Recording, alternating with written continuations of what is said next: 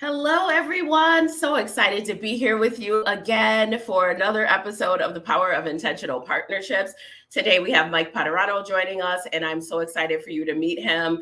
I want to welcome you to this mini series. It's been a little bit since we've had a guest, but this mini series really was a result of our CEPHR value of agility. So, wanting to highlight partners, the work that we've done, and of course, because we all value community, to talk about what that looks like and helping support you, whether you're a collaborator, you work with a team, you're an entrepreneur, a solopreneur, really providing those tips and what makes a good partnership work. And that has been just such a gift through this series.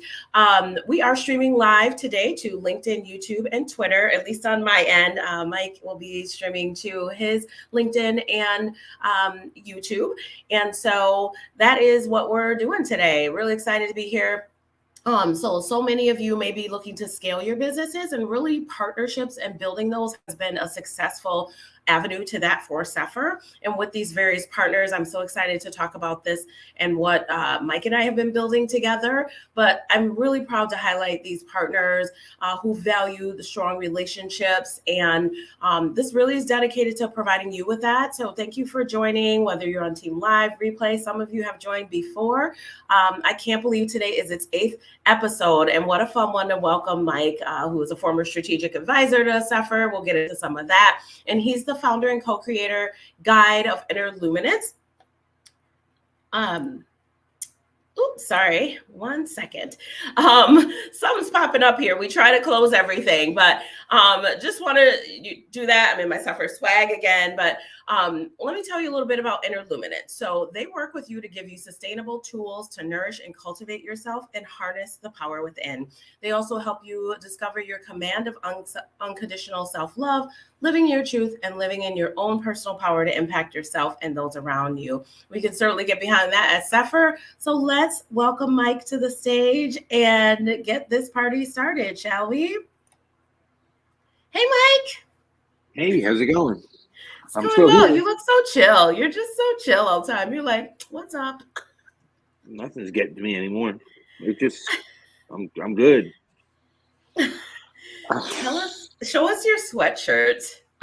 So it's the Gary V Friends Grateful shirt. He has all his characters that he created from V Friends, and after the stroke, I decided to upgrade my Walmart closet and add this to it because I don't buy myself anything expensive because of the kids. I'm always focused on getting them what they need and what they want.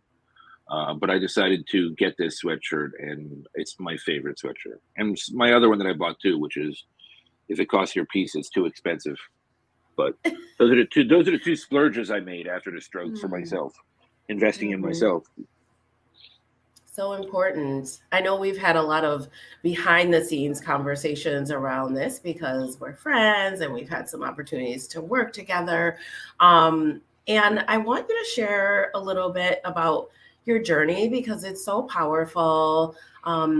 Whatever you're comfortable sharing about your journey, your story, because I think that has all unfolded and led you to this place today. And of course, I want people to hear about Inner Luminance as well. So I can't do that story justice, right? And I can't tell your story. So I would love for you to share with our audience a bit about that. How many hours do we have? Because I want to just realize how detailed to be here. Because I'm an open book and willing to share anything. I'll keep it long story long, but I'll do my best to keep it shorter than normal. So I'm 44 years old. I'm a solo parent of 3 kids, right?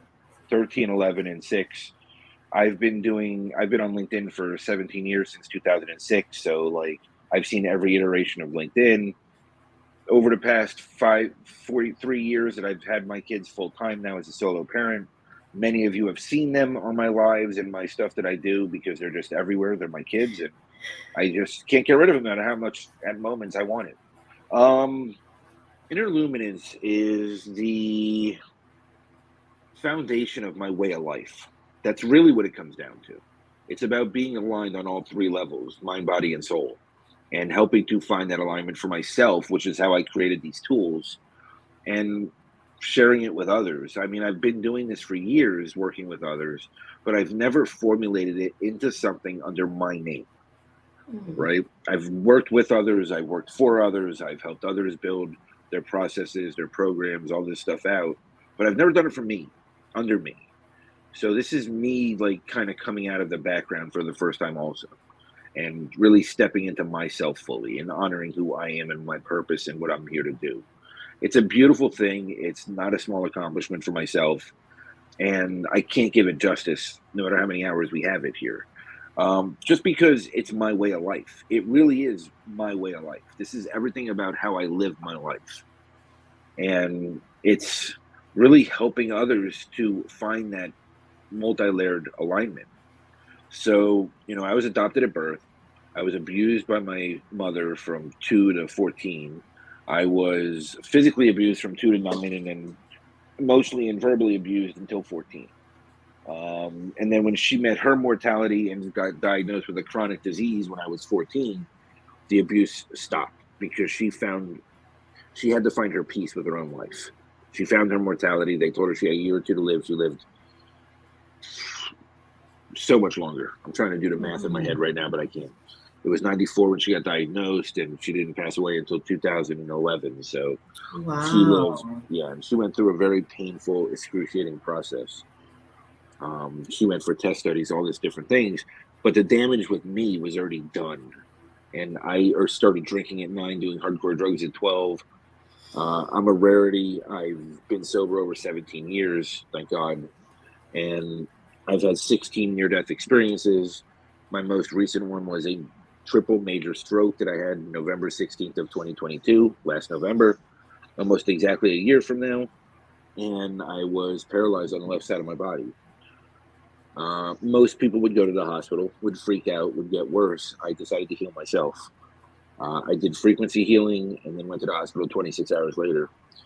And they yelled at me. They said that I was lying. They didn't believe me. When they did the first test, they immediately admitted me into the hospital. So apparently on some level, they believed me once they got the test results. And that's when after me being admitted, me moving upstairs, that's when they finally told me what happened. And then what proceeded was, well, it's way too late to give you any medication, so we're just going to monitor you.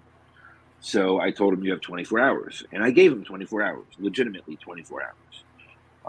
And they ran every test under the sun that they could squeeze in. And they monitored me, they tested me, they drugged me, they did all these different things to try and get me to what they believed was stable, when meanwhile my body was healing itself because I already started the healing process. So 24 hours later, the doctor came in and said, "You're doing really well." And I said, "Thank you." He goes, "Do you realize what happened?" I said, "I have no clue because nobody's even talked to me. Everybody just looks scared and it feels scared." And he goes, "You had a major stroke. You had 3 places in your brain, 86% chance you should have been a vegetable for the rest of your life." I said, "Oh, well, luckily I drove home." Because I had the stroke in the car and I drove home. I passed out at a red light and my son woke me up 30 seconds later, so the lights were in and I drove home. So I continued my path of being a walking miracle.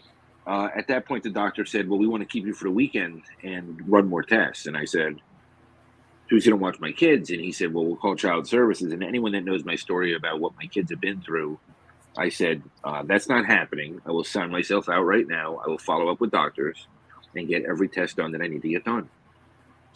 So within 6 weeks, I was fully physically healed. I had no paralysis left. I had no anything left. Before I even started physical therapy, I had all my movement back. All my movement.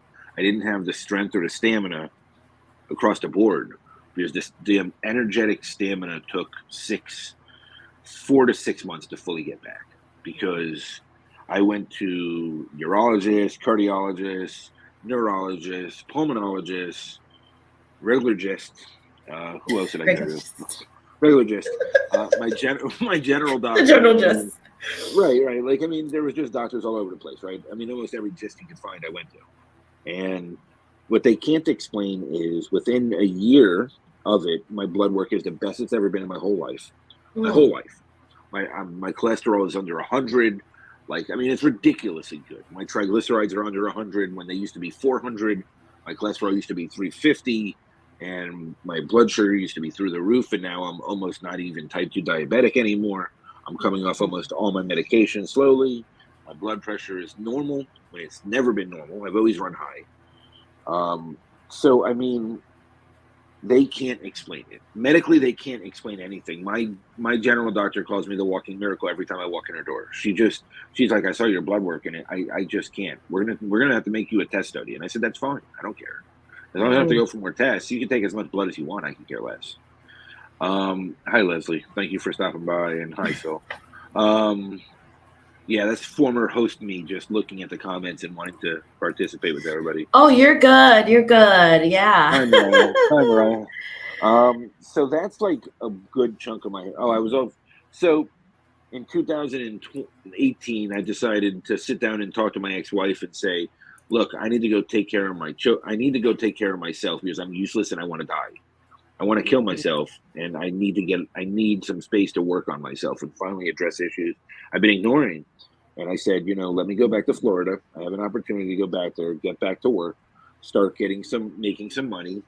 And, we'll do a civil divorce. We'll do 50-50 custody and all these different things. And as soon as I got on the plane, she took my kids to go meet a new guy that she met online. Within 3 weeks, she moved across the state of Arkansas with my kids, 5.5 hours away. I had no idea where my kids were for almost 5 months.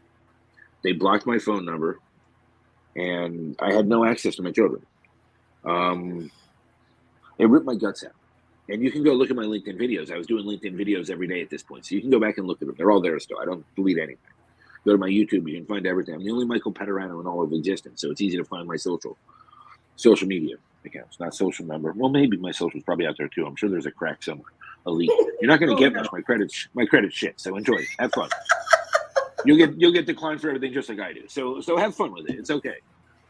We empathize. We understand and empathize.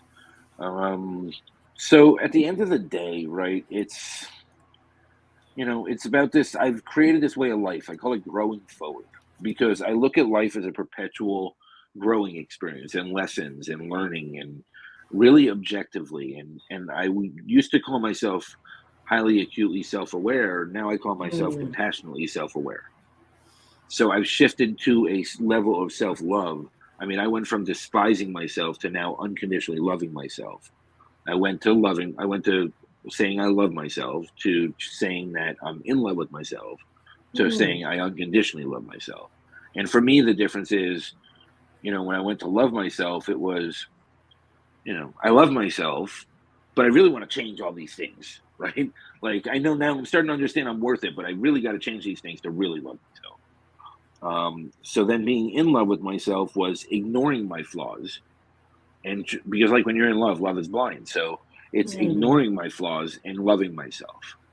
Now, unconditionally loving myself is embracing my flaws and loving every facet of my being, everything I am, knowing that I'm in a perpetual state of growing forward and that every soul I come across, I impact because I stand in my life. It's my way of life. I stand in it every single day.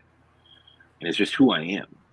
So when I created, after the stroke, I released all my clients that I was working with previously because I couldn't work. I took 6 to 9 months off of work, lived off whatever reserves I had. And then as those reserves started dwindling, it was, okay, time to do something because I've got to figure out where I'm going to go. And I didn't have my typical spark back yet. Me, I'm a very creative thinker. I can create things out of nowhere. I come up with ideas out of nowhere. But after the stroke, that kind of disappeared. So I just rested and I rested and I rested. And one day I woke up and I'm like, it's all about this inner luminance. It's all about this inner light that we already have. We just need to rediscover. It's not, we all have everything within us. We're all perfectly us as we are. But it's doing the work to go through the programming, societal, generational, all the different levels of programming that we've been taught our whole life. And that's where I created Inner Luminance, which really works to align mind, body, and soul. So it's right now I'm building workshops so that it covers roughly over the course of 4 weeks, it covers all 3 of those facets.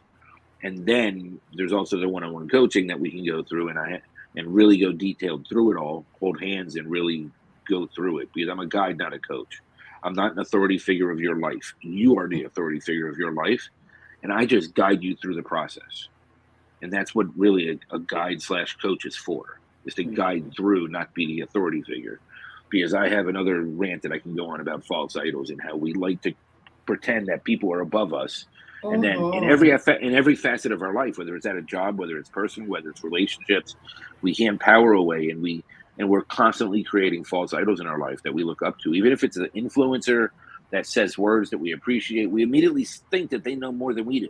They've never lived a day in our lives. We are the only ones that have lived every day in our life. So there is no one on this planet that knows our life better than we do.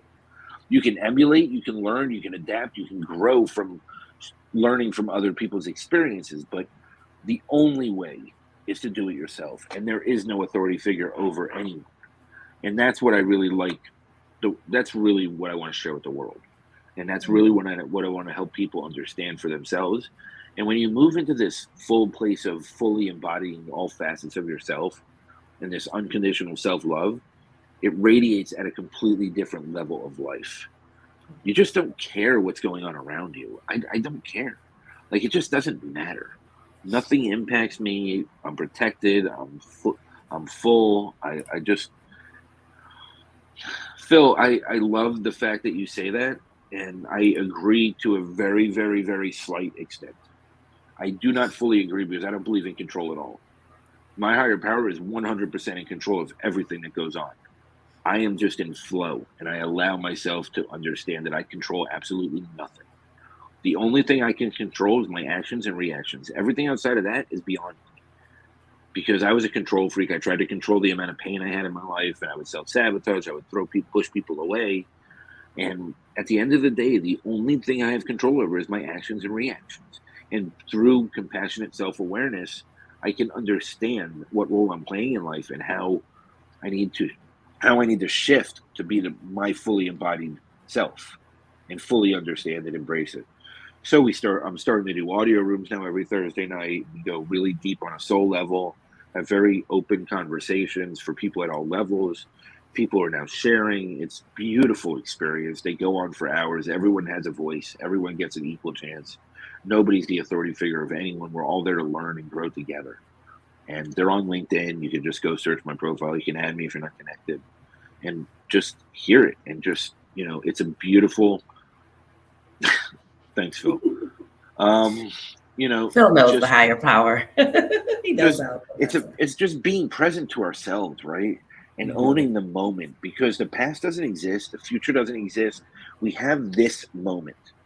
What are you doing for yourself in this moment to show that you love yourself? For me, it's being here, being present with Tiffany, who I love. She's family to me. My kids love her. She's family, right? And, it's just a beautiful experience. And that's why I'm here.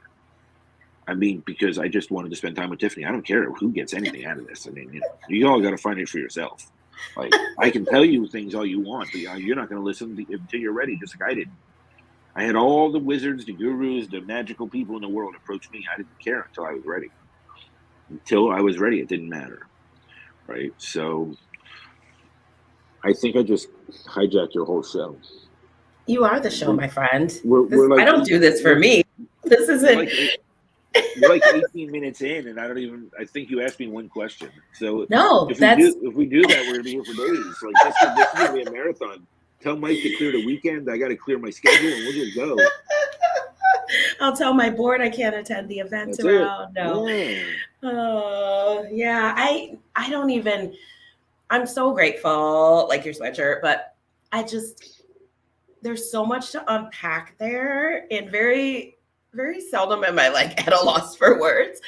But I thank you for sharing that too about the friendship, because I think that too, one of the things that people think about partnerships is all of mine happen to stem from friendships. That doesn't have to be the case. I partnered with a new startup client some time ago, and he was looking for a co-founder. So you don't have to know each other, but there are tentacles and different things you want to look at as you're exploring that. I just happen to be blessed that all my partners are friends, and I love that we've gotten to meet. I love that I got to hold your little daughter's hand, and we just strolled along, and I think maybe somebody ate off my plate. It's whatever, right? My niece does it too. I think that those are the things that bring life. And I love what you said about these false idols, the influencers, all the people that it is so tempting to follow. And there are coaches and consultants in this audience right now, and we are also, guides, what have you. And I think it's tempting to let that be the be all end all. But if you don't love yourself, if you're not willing to do the work, none of our clients are served by us. Sometimes I know some of the folks in these comments, and you and I have had this conversation around, you've got to be ready for the work. And if you're going to pay somebody to help support you, if you're going to go look for a partner, you have to do the work. We've had some very deep conversations, and part of you helping me grow forward was letting go of things that I was trying to control for the sake of doing the right thing, for the sake of others, for my community.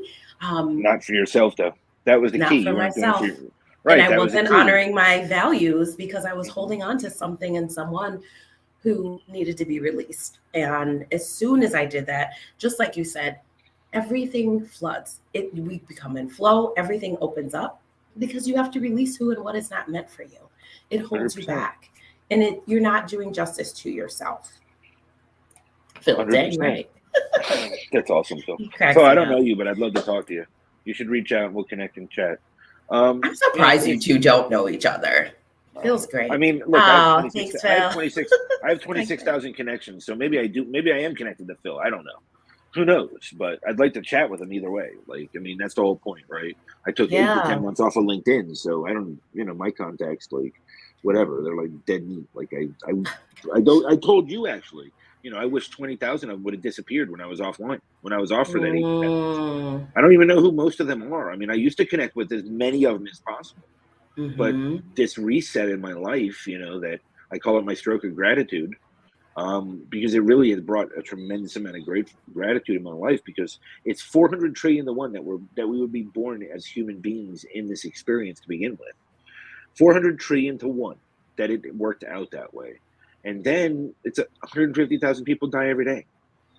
So, and for no rhyme or reason, there's 3-year-olds, there's infants, there's babies, there's 120-year-olds. There's no rhyme or reason.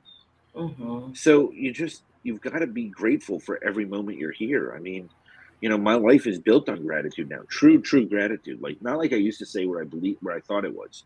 Now it's real. Like, and you can feel it, because I love being alive and I love being me. I don't care what anybody thinks of me. It doesn't matter to me. I'm not for everyone, because I go deep. I don't play games. I don't bullshit. You sign up with me, you pay me, and you don't want to do the work, I refund you the money and walk away. I don't care. It can cost me my rent for the month. I don't care. It doesn't matter to me.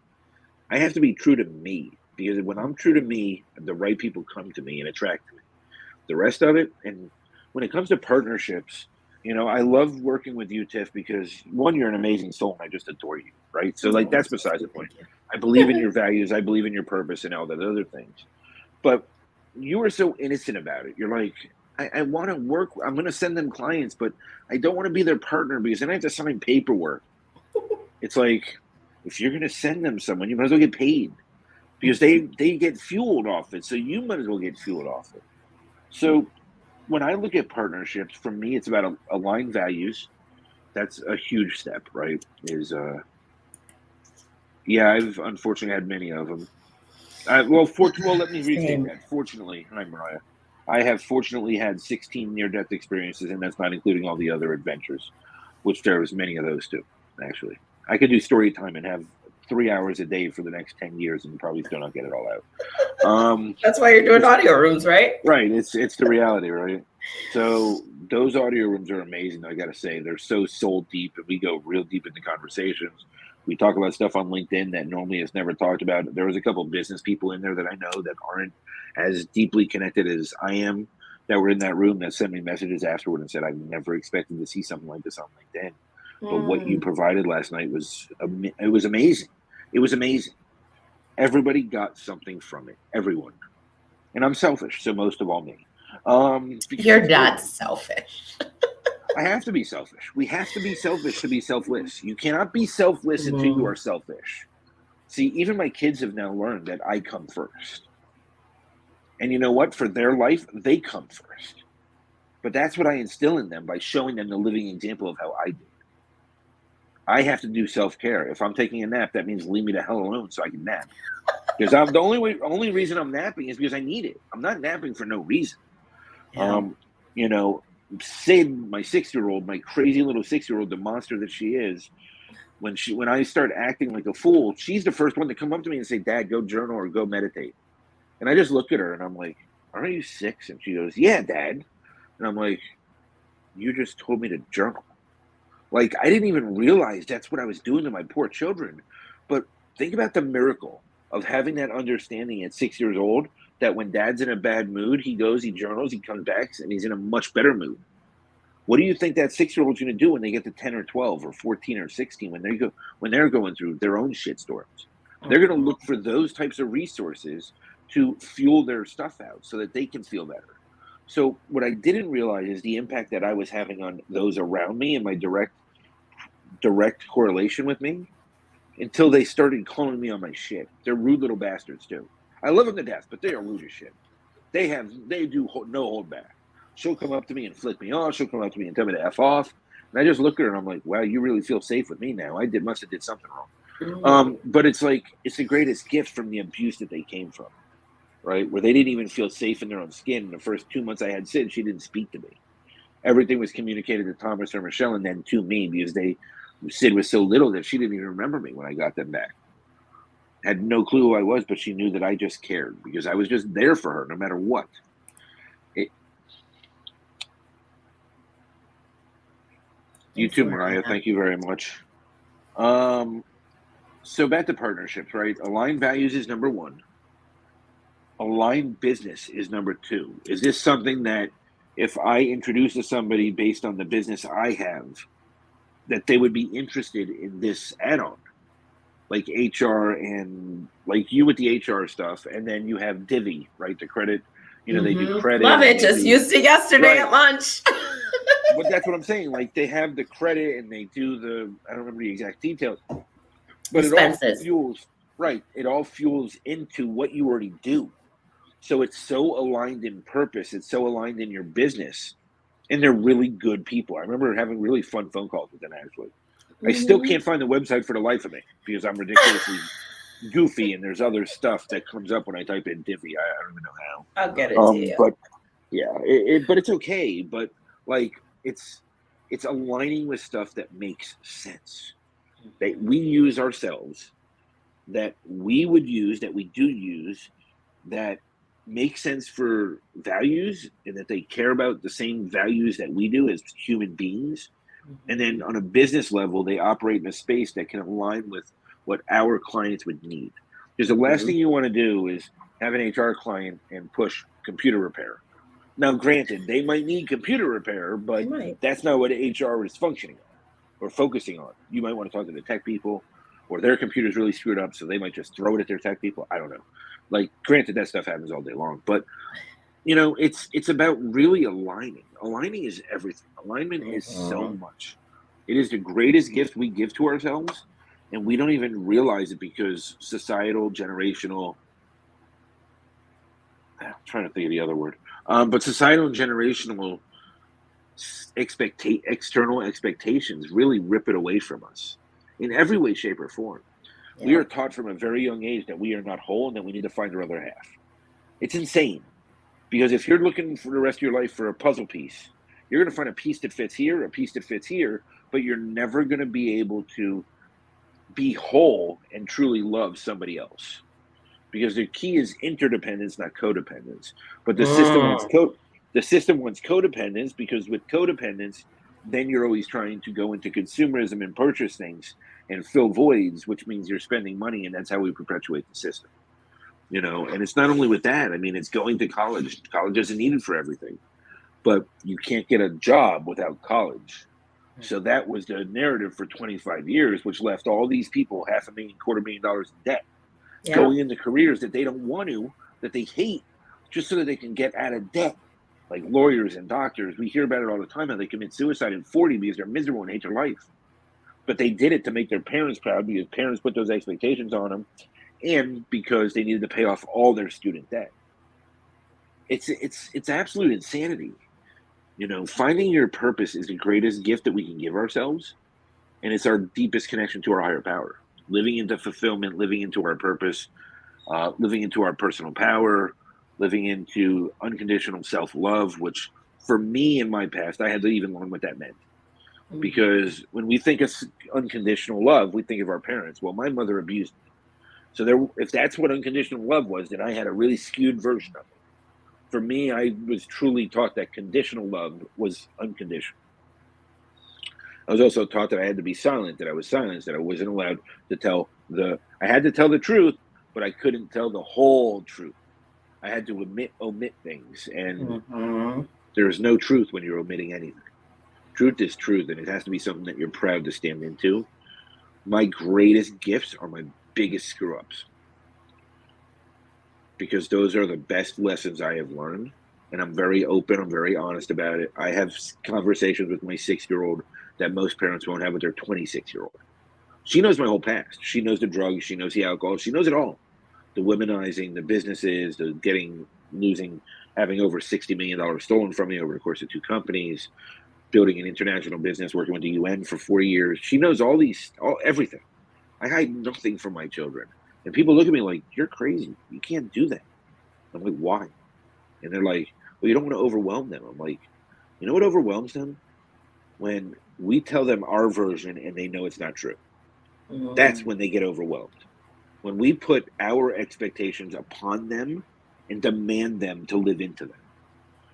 I don't tell my kids when they go to bed. They wake up, they get tired. They're eventually going to fall asleep early. I promise you, they will. I've seen Sis sleep 14 hours because she got so tired. But what I can tell you is she goes to bed when she's ready to go to bed, and I don't fight her. Because you know what? When she's 18, I don't want to fight her to get up and go to work or get up and go to high school. When Michelle is 16, she's 13. I don't fight her to get up. It's Michelle, it's time to get up. Okay. And I don't play the game. Let them be tired. Let them be grumpy. Let them be off. Let them learn their own lessons. Because here's the thing, right? So here's a harsh reality. We want to protect our children so much from getting hurt that we remove the lessons that they're meant to learn in childhood. I'm going to go catch you so you don't fall off your bike and scrape your knee. But then when you're an adult, you fall off a motorcycle and crack your skull open because you didn't learn from the lesson. Our lessons escalate over time if we don't learn from them. I allow my kids to get hurt. I teach them it's okay to sit in pain, emotional pain. Now, physical pain, they need a doctor or hospital. I take them whatever they need. Now, I don't say sit in that. I don't say heal yourself because, just because I'm a crazy bastard that does. But, I need them to understand that they're safe in their own skin. My son Thomas still has a very rough time with it. But I should prove to him daily that he could, after me, he comes first. I come first, but then he comes right after me. Because they're always a priority as long as I'm taking care of myself. Because if I'm not functioning, that's what the stroke really taught me. Then I can't be the best version of myself for them, and I'm useless to them. I have a stroke, I have a heart attack, I die, then what are they left with? Nothing. So taking care of me has to come first. And taking that time off of working and really focusing on really sleeping most of the day, because that's really all I had the energy to do was sleep. The stroke was ruthless. It took so much energy from me. It was unbelievable. All these levels in my blood work, like testosterone and thyroid and all these things were so off the charts the wrong way. It was unreal because the stroke was a complete reset from parts of my body. And it really shifted and transitioned and changed so much. Hello. Hello. I'm not going to try and pronounce that. Anjan Banerjee. I hope I said that right. You can correct me. Better than I would, I promise. So we're great there. We're in good shape. Together we make a full person. That's right. Together is better, as I always say. But I love, there is a balance of work and life, right? And you had to take that reset. And I think what you shared just now is so important. Not saying you have to have a major health crisis for that to happen, but I think people need to hear. You just shared you took 6 to 9 months off. Your body needed rest. How productive would you have been? And society, we talked about societal expectations. expects us to do this, expects us about that. Mhm. I remember how tired you were. I was glad you were getting your rest. I remember how some of the things you healed really quickly for, and I'm like, wow, I can't even believe this. But you took the time you needed, and then Interluminance was born within Yeah, you, right? and And and differently than how you were living, but now you get to serve people in a different way too. and you knew me before. I was sleeping 4 to 6 hours a night, and that was it. And I was running and running and running and getting everything done, Yeah, and yeah. fighting for my kids and fighting their battles, and Hmm. all these other things I went through. Right, I was there for my dad when he died, and all these things. And what's Yeah. funny, what's funny is when the stroke happened, I was sleeping between 7 and 9 hours a night, solid. Best sleep in my life. It also cured my sleep apnea because I had to go to the pulmonologist, get the sleep test, and it doesn't show up anymore. I don't snore anymore. So that alone was a great reason to have the stroke. Like it got rid of my sleep apnea. Like I don't worry about snoring. I don't do any of that anymore. Now, and when I first had the stroke, I was sleeping at 7 to 9 hours a night, and then in those 3.5 hours of up and downstairs, getting the kids ready and out of the house for school, I was dead. Like I had no energy. I literally was. By the time I got sit out of the house, I was literally practically drooling. And this is 8:30 in the morning that I'm like drooling, or Mm. 9 o'clock. So I would take a 4 hour nap. I literally just shut my phone off and took a 4 hour nap. Ever since then, my phone's been on silent. It's never been on ring since. It's permanently on silent now. Nothing is that important. If it's that important, I won't miss it. You know how sometimes when you look at your phone and you realize you're getting a call or whatever, and no, it's like, oh, this was important, and that's just what I believe. I believe that if it's important, I won't miss it. Hmm. I don't have to be readily available for anything and everything. I live in the moment. I'm happiest I've ever been in my life. I unconditionally love myself, and I get the rest I need. Now, last night, because the audio room went late, I didn't get as much sleep as I want, but I will try to take a nap at some point today, if not 2 or 3. So we're good. Like, I got up and I was like, when does nap time happen? I don't know if it's gonna happen, but I could use a nap today. It's been a minute since I had a nap during the day, during the week anyway. Um, I just I resonate with so much of that. And I think, one of the things that you certainly taught me was growing forward. And that kind of evolved as we were talking about just life stuff, work stuff, as we were looking at these partnerships. I loved having you on those calls to explore it because that's one of the things I do is help my clients procure software. In fact, I just had a conversation last week about that. And so if I have partners who can help me do that, it's about adding that impact. Like neither of us are doing this because of course we're businesses, we have to make money and be profitable, but at the same time we are very heart-centered in the work that we do, and we only want to work with folks who are aligned with us. You mentioned earlier about the rent situation, and if you'd rather not be able to pay your rent than basically sell your soul, right? And I talked to you about a couple clients I had who I had to release. It was like, woo, no. And I lost a lot of money, but it needed to mhm. happen because you, in the other situation, you supported me through as well, because by saying yes to certain things, by not living under your values, by allowing things and putting yourself in situations where it's like, well, why would she be partnering with that person? Or why would she have accepted that situation? That means that you condone it. And Mhm. that's not something that I want to do. And part of my growing forward was you can't try to like save everybody and help everything. And knowing intuitively that I wasn't serving myself, that I wasn't truly serving my community, that I wasn't living under my values by doing something where it's like, no, there needs to be some accountability here. And I'm trying to drive that. It's not happening. And so that self love, it can be like ripping off a band aid. It can be so painful. And you and I have had so many of these conversations about how deep you have to sit in this. But I love that we can have those real conversations because you're my friend, you care about me, and you care about my business as well. And those were some of the most powerful moments that made a shift in me and the way I look at my business and my partnerships. And I just really appreciate that. We all need those folks who have our back, right? Like Yeah. it's so important. It's when we start betraying ourselves, it's like something starts chipping away at us, right? And Mhm. we think that it's a small compromise, and we're trying to, we're trying. It's okay to do it just once. It's okay to shrink ourselves for this because there's potential there for something bigger. And what Mm-hmm. we don't realize is the minute that we start chipping away at ourselves like that, we're already lost. It's over already. Because then we lower ourselves, we release our self-worth, we release our self-love, and we start handing power over to other circumstances. We give the Mm-hmm. circumstances, we give the circumstances more power than we give ourselves. And it's a Yeah. very dangerous spiral to start. Yeah. And one thing I realized through that process and chatting as a friend, coaching with you or guiding, and just the business advisement was like the power that I refused to ever give away, right? Because I had leaned so fiercely into my confidence once I learned it, that it was amazing that to me, that after talking to you, I was like, I'm doing it again. Like, I haven't done this in years. Why would I ever give that back away? And why would I not have walked away from a toxic situation knowing what I knew? Like, it's always like that deep, like sitting with it. Why is this happening? Why are you allowing it to happen? And that's one of the hard conversations we had. And you're like, do you care about your business? Do you care about your values? Do you care about, because you had to ask those hard questions and I had to answer to myself, namely, Yes. right? And Mm-hmm.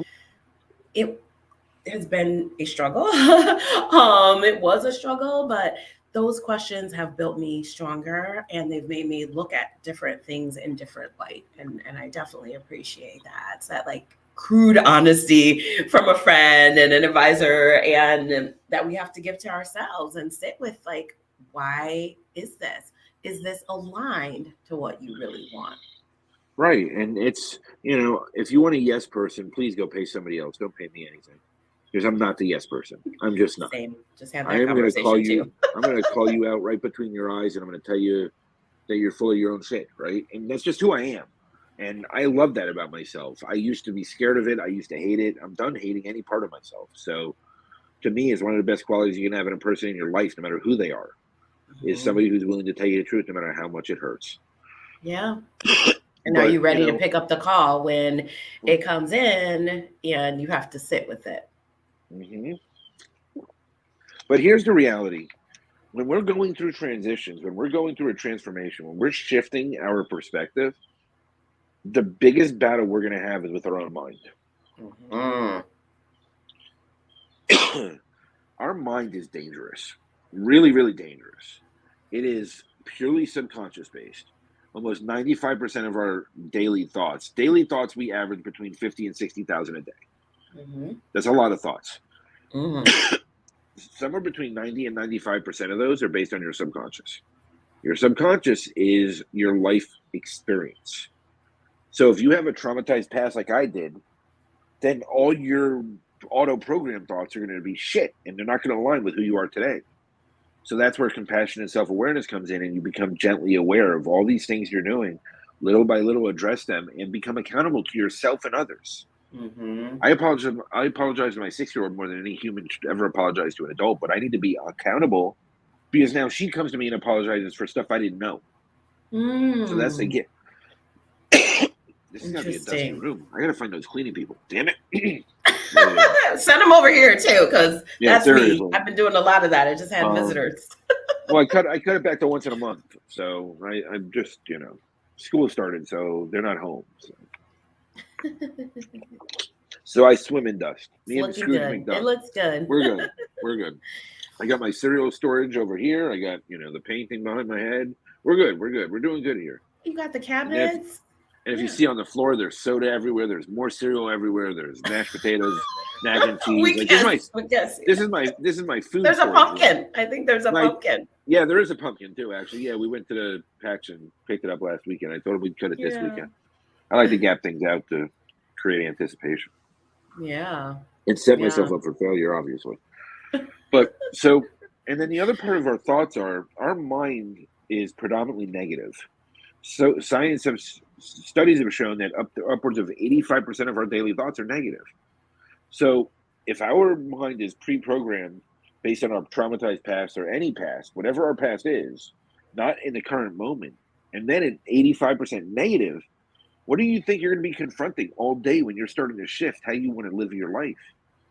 You're going to be driven nuts by your mind, which means you've got to be ready to either be so strong-willed and stubborn that you can do it by yourself, lock yourself in a room and hope not to hurt yourself, or you have a guide that can guide you through it and remind you of who you really are today, not what your mind is bringing up.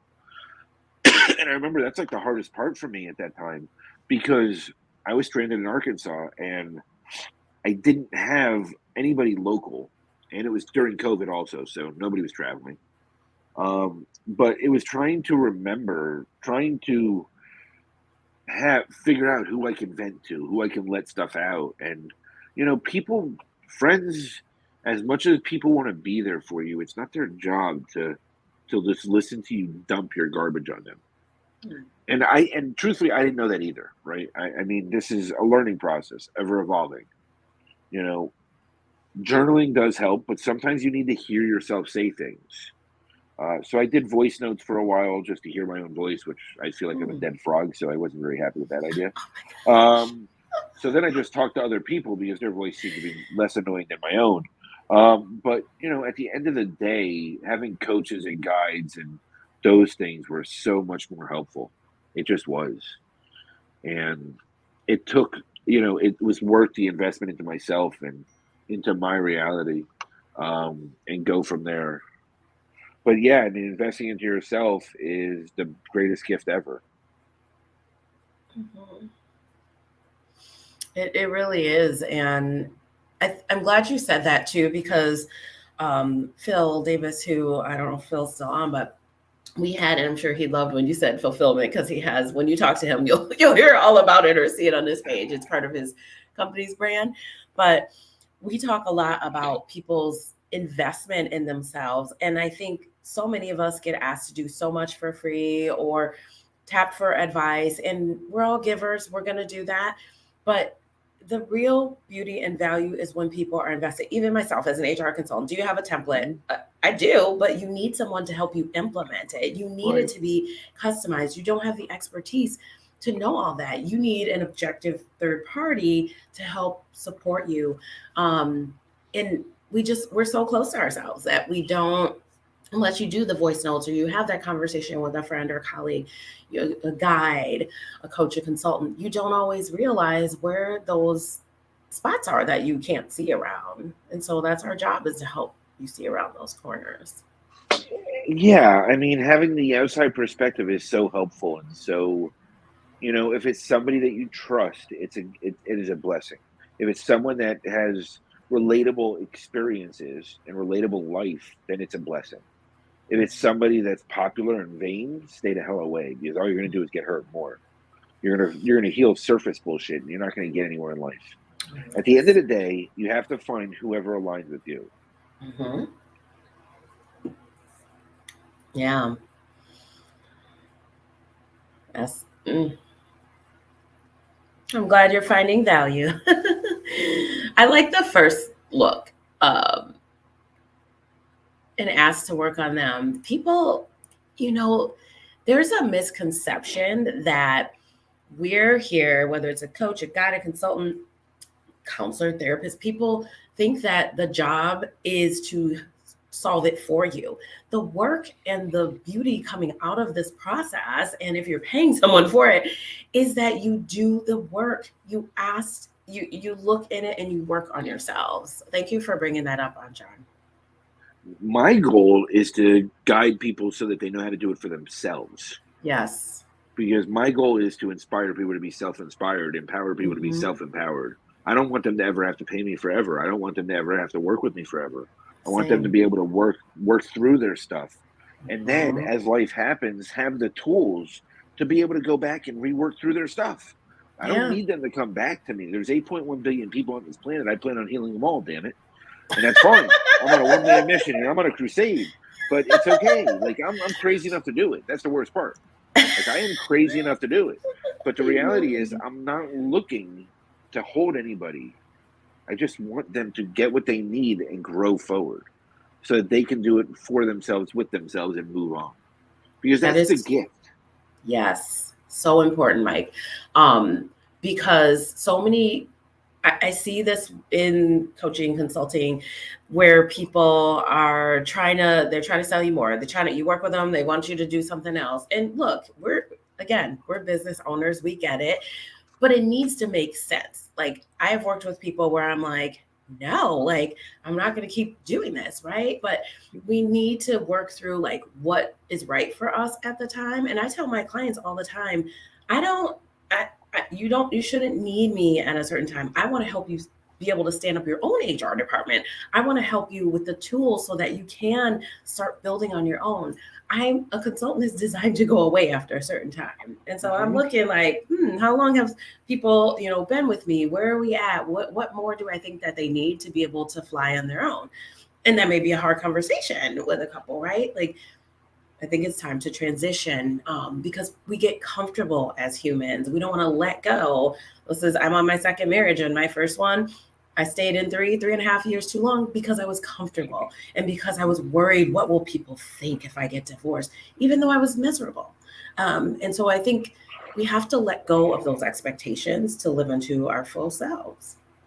And that is how you best serve your business and a partner and your clients, quite frankly. You can't pour from an empty cup, as they say. I've been through 3 rounds of burnout. I'm not going back there. My boundaries are stronger than ever. You need to test that cup to see if it's still got burnt at the bottom. I get it. It's okay. It's some of us are more stubborn than others, right? You needed to look. I know the coffee's burnt, but I'm still going to damn drink it because there's something good that comes out of this. But apparently not, right? Because you can hit the walls many times and it's the same end result. At the end of the day, it's rewriting those programs because so much of it is programmed into us. They're not playing the game like, oh, this is a matrix, this is all fake, this is all. No, but what it really is an experience. Yeah. You're either living in the experience or you're living the experience. And there's a very big difference, right? Because living in it is attempting to control and try and reach other people's expectations and allowing it to manipulate you and move you and shift you. Living the experience is living in the moments and collecting the great moments as you grow through life. And even in the worst aspects of life, my father passing away was one of the greatest gifts I've ever received. It released all his expectations upon me because he wasn't here anymore. It also took away some of the torture that I put on myself. Like, there's gifts that come from every experience. He was also had stage 4 cancer and he was in a ton of pain. So him passing was a great thing for him. But I saw the gift in it. It sucked. I miss my dad. I like talking to my dad. We finally started getting along. The last 3 months of his life, we talked almost every day. It was beautiful. I've never had that relationship with him ever. But it's over, right? That part of my life is over. So now I work on building that with my son. Whether he's in a good mood or a bad mood, I try to talk to him when he was willing. I don't force it upon him and say, hey, we have to talk. It's, Tom, whenever you want to talk, just let me know because, there's a few things I want to go over. Sometimes it's within 5 minutes. Sometimes it's within a few hours. Sometimes it's in a few days. But he always comes at some point when he's ready. When I open that door, people show up. And it's just about being vulnerable so others feel safe to be vulnerable, being truthful so others feel safe to be truthful, being your authentic self so others feel safe to be their authentic self. When we are safe in our own skin, others are attracted to feel safe to be in their own skin. And that is the beautiful part of life. That's real belonging. That's real finding community. That's just real in general. When you get to that point, it's real. It's not real if it's all fake BS. Yeah. And you talked about earlier aligned values, and those are some of our aligned values. People use the word community very loosely and broadly. And it's like, well, you say you're about that. I just had a conversation the other day with another womanpreneur about a situation she encountered. And it's like, is this really community? Like, you say it is, right? But that holding space for people too, and being a safe space. And you have always been there. Like, there's never been a moment where I needed a chat or I wanted to catch up or where I felt like I was let down. And that's a powerful part of a partnership, of a friendship, of any relationship. How can I work with you, if I can't trust you or depend on you, or you're not accountable and you're not a safe space for me? And I'm grateful that you're all of those things and that we've gotten those opportunities. I'm looking forward to like continuing to support you and Interluminance and um, your family and all the things. And is there any other final tips you want to give anybody? Anything you want to share about Interluminance or anything upcoming that we should know about? Any weekend you want to watch all three kids, I will drive by, throw them out the door. You did say that. I was like, bring them down. Yeah, We don't I'll have just children. throw We them like out to the- play I wouldn't- sometimes. I wouldn't even stop. Like, I'll just roll by and throw them out and just keep going. I'll drive for 12 I'll meet hours. you outside. Wait, So I'll we have drive a for soft 12 landing. hours. I'll just drive for 12 hours, find a motel, and just sleep. No, I mean, look, at the end of the day, just be you. You're the only one of you that has ever existed in all of time and space and all of creation. Be honored. Be honored to be you. No matter how bad it is, it could always be worse. No matter how worse it is, it could always be worse. Like, just, it's not that bad. Whatever it is, you have a conscious decision to either allow it to be bad or you grow forward and you are able to work through it. That's just the reality. It's a conscious decision. Invest into you. Just dedicate time. I'm not saying you have to have a coach. I'm not saying it has to be me by any stretch because I don't work with everyone. But find a way to invest into yourself so that you have tools to work with yourself. Yeah. Well, I'm glad that people can work with you, and if they find, and you're just such a great resource and so well connected as you shared. So, if there's anything you want to reach out, chat further from what you heard today with Mike, he's on LinkedIn. He's streaming his live here with me, as well as YouTube. Also on Instagram, we put the handles in there yesterday. I'll refresh that. As well as the brochure and put that in there for everybody. I like to have it stay on the top of the feed for my lovely partners and guests and friends. So I'm just so grateful that you spent this time. And I really just thank you, Anja, for that. I'm glad that people are finding value. I'm glad that you spent this time with me on a Friday. This was a good way to start my Friday. Yeah, it was an amazing way. Unbelievable, beautiful way. I love starting my day like this. Yeah. Anytime I get with Tiffany, I don't take for granted. And now it's recorded for all time and space, so that's even better. Yeah. There's proof that I had time with Tiffany today. I know, and we got to do that in person even, and people didn't get that. It's just such a gift. Sid throwing plates and wanting different food and wanting dessert and wanting this. It was a good day. I got a nice drive out of it. Yeah, it was interesting. Yeah. Well, I hope you have a good Friday. Thank you for everything you shared. Thanks everyone for joining us here. I am so happy to have been joined today by Mike and him telling us his story and about Interluminance. Thanks all for Team Live, Team Replay, who are going to catch this. I know some of you were here earlier and you have to watch the other half. Feel free. Let us know what you think. DM us. Find us on all our spaces. Take care. Happy Friday. Unless you're dialing in from the future from where you are, then happy Saturday or day on replay. So really looking forward to connecting with you all, reconnecting, and bringing you into community. Thanks so much, Mike. I'm so grateful for you. Thank you so much. I appreciate you so much. I'm very grateful. Tremendously grateful. And thank you. It even appeared on my sweatshirt. That's how grateful I am. I know. When I first saw you on camera, I was like, "Oh, this is just meant to be." It's bleeding out of me. It's literally bleeding out of me. Listen. I love it, and I'm grateful for you. I'm grateful for you. I'm grateful for the experience, and I'm grateful to be alive every moment. So, all right. Have a good weekend, everybody. You too. Oh yeah, bye. Everybody have a good weekend. I'm like talking to you on the phone. Like, hey, you too. Thanks. Oh, losing my shit here. We're good. Bye, everyone.